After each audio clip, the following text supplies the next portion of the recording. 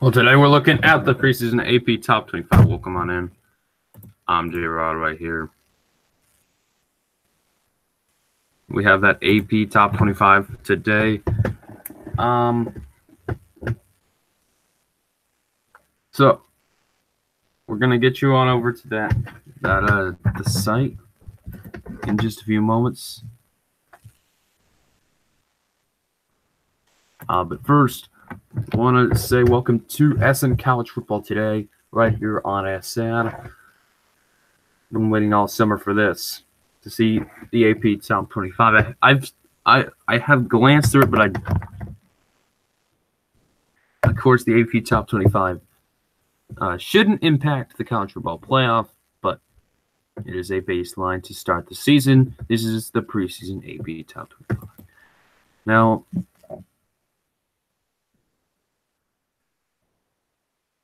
okay, let's get going right here.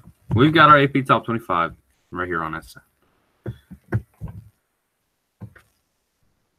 So I'm going to show the top 25, and then I'm going to react to it. Okay, so right here we see LSU at the bottom at 25. I think that's about where they should be. I'm not too close to the SEC program, but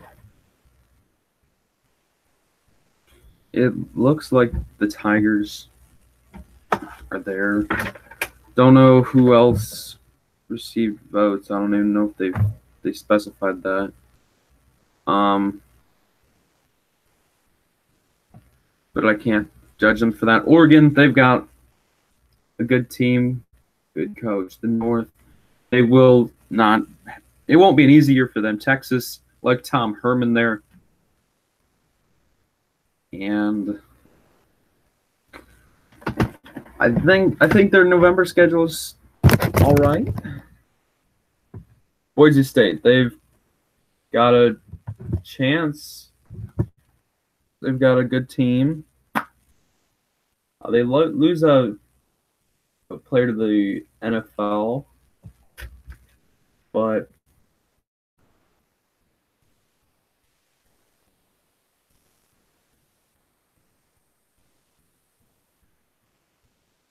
I think it'll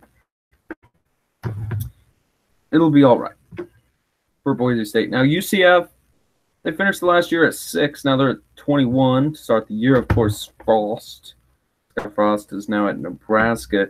UCF unbeaten last year. I don't know why they didn't get into the college football playoff, but the Knights of UCF, they're at 21.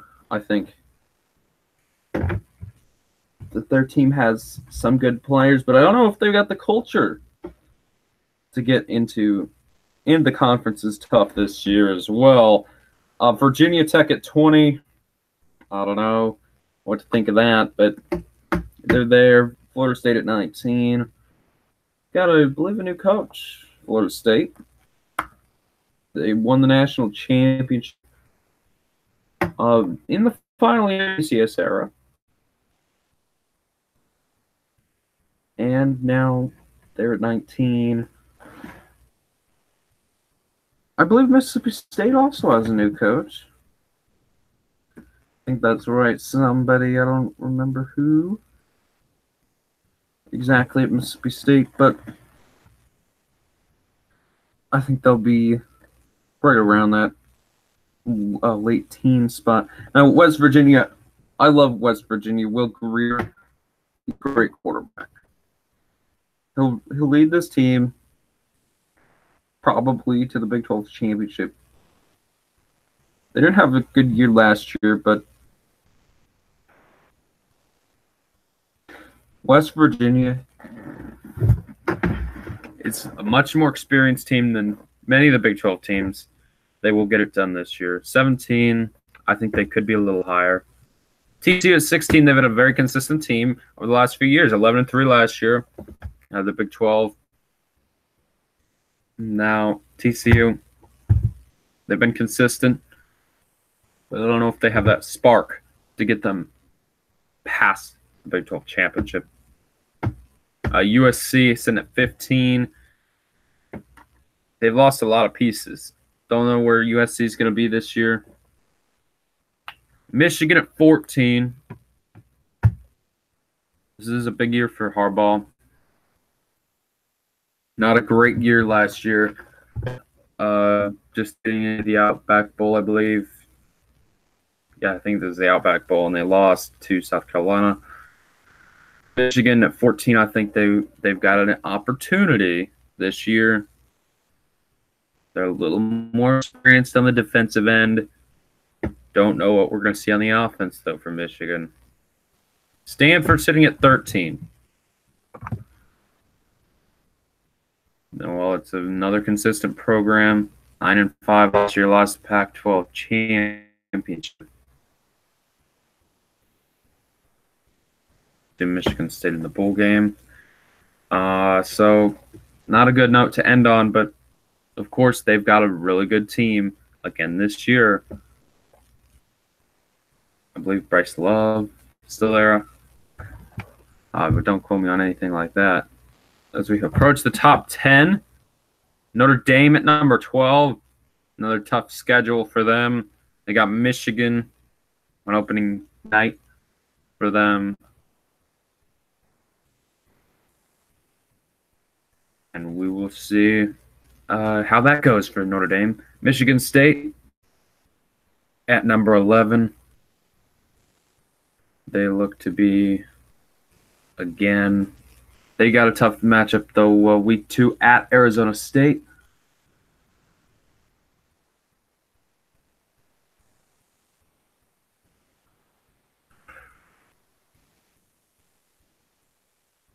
So let's see. Let's see about exactly what we get from Michigan State. They're in a very tough division. They finished well last year, but not good enough to get to the Big Ten championship and contend for a college football playoff. Now, before we get into the top 10, get right back here. What really jumps out for me is the presence of the ACC and the Big 12 around that teen area. There's a lot of teams in there between 10 and 25, or 25 that could win the national title. We got 2 group of 5 teams here in the top 25. Of course, anything can change between now and the end of the year.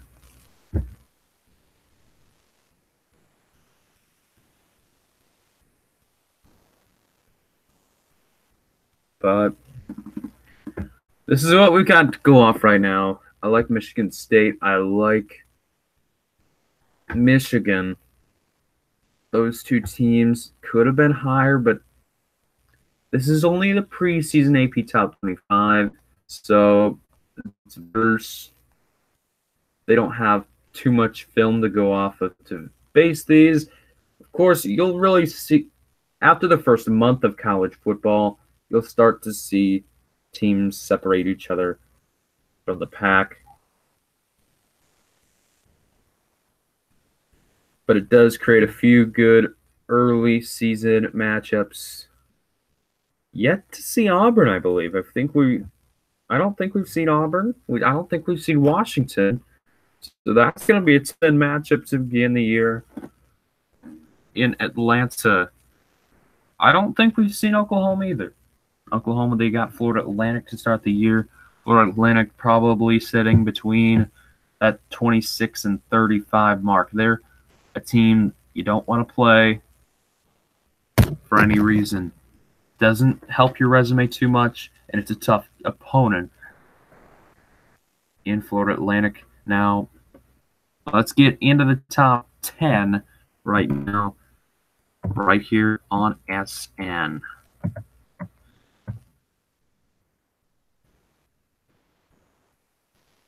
And here is our top 10. I'm bad at this. Here's the top 10. Penn State at 10. They lose Saquon Barkley. They lose a lot of players, and they lose, I believe, a coach. So very, very tough rebound for Penn State. Going to be interesting, though, to see what they do this year with Trace McSorley. He's a Heisman contender. It wasn't as big on him last year, but without Saquon Barkley, all the pressure is going to be on him. Now, Auburn at 9, I believe they lose Kerryon Johnson to the NFL, the Detroit Lions. Auburn Tigers, they finished the year off with a loss in the SEC Championship, and then in that same building, they lose the Peach Bowl. See something Mercedes-Benz Stadium against Washington. A 9 against a 6. We'll have that game. Must-see football. Miami of Florida at number 8. It's been a team they were very good at the beginning of the year last year. They couldn't finish off the job. We'll see what they can do this year. They're just ahead of Penn State, a point ahead of Penn State. So, and then a little bit of separation between Oklahoma and Miami. Oklahoma, they will open the year against FAU. Then they've got UCLA at home and it's a noon game, Central Time. Oklahoma, obviously, I think they end the year against West Virginia on a Friday night. And we're going to be looking out for that. West Virginia, I think they were like 12, 13, 14, something in there. But who knows where they're going to be at the end of the year on a Friday night on ESPN to get us ready for final day.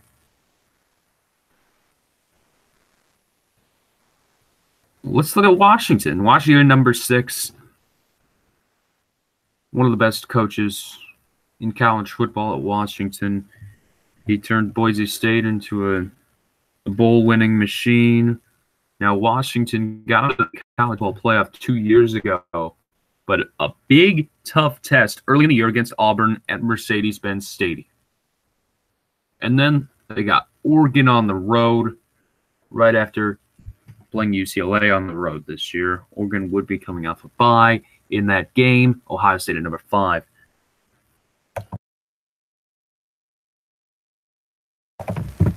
We know about all the controversy in Ohio State, but it's a new offense. Likely Dwayne Haskins to play quarterback for Ohio State. Ohio State, they did end the year off in a good note against USC in the Cotton Bowl. We'll see how they do this year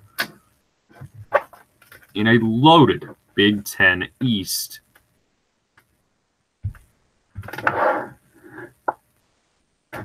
But how about the Big Ten West? Wisconsin getting one first-place vote. I think they're worthy of that.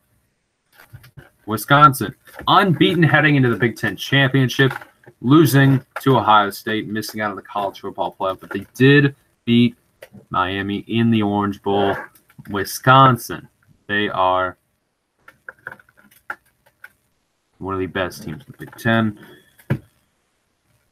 Their schedule is tough this year, though.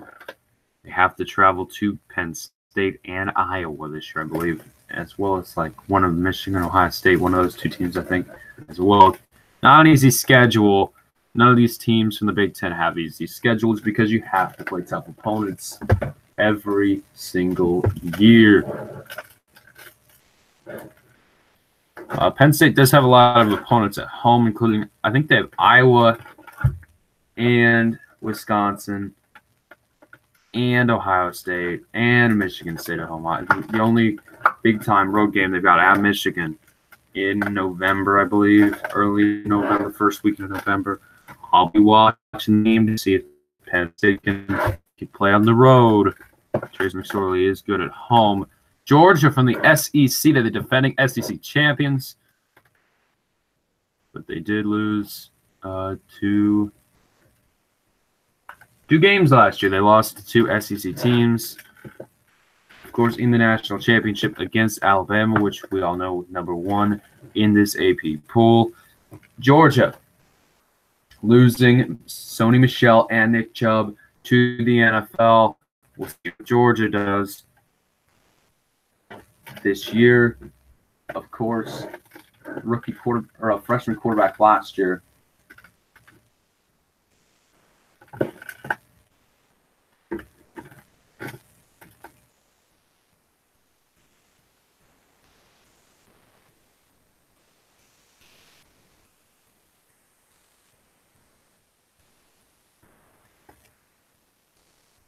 We also have Clemson number 2. They've got Clemson defenders here getting blown out in the college football playoff by Alabama on New Year's Day at the Sugar Bowl. Clemson was number 1 in the country. They didn't finish off the job. They don't have Deshaun Watson. They don't have anything like that. We'll see where Clemson picks up at the end of the year. Of course, ACC, not too strong.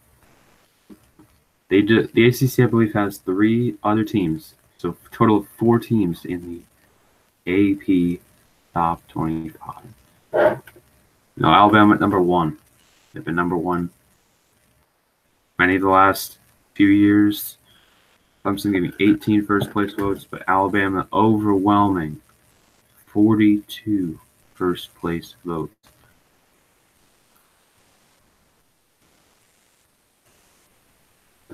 I don't know what to say, but they got a quarterback situation. Seems like they're always doing well. Again, at SEC, top from the top, maybe 5 or 6 teams. What do they have at the bottom? Missouri? I don't know what Missouri's going to be this year, but we'll see. I don't know. The SEC, not the best conference in college football because of that lack of depth.